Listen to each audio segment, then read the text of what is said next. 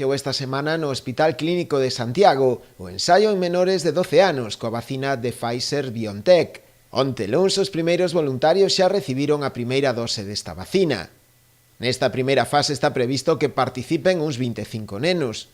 O Clínico de Santiago é o único centro sanitario galego que participa neste estudo mundial que busca afondar na avaliación da seguridade e a tolerancia desta vacina a nenos sans dende os 6 meses aos 11 anos. Hemos iniciado uno de los ensayos clínicos de la vacuna COVID precisamente en la edad pediátrica y hemos incluido los primeros niños gallegos que participan en este estudio. Son niños menores de 12 años que van a contribuir a este estudio internacional en el que van a participar más de 4.500 niños con la idea de obtener la información necesaria para completar la ficha técnica de estas vacunas y disponer de todo el rigor de seguridad y de funcionamiento de estas vacunas para que, llegado el caso, cuando se indique y si es necesario, poder vacunar a la población pediátrica también con las mismas garantías que lo estamos haciendo en la población adulta.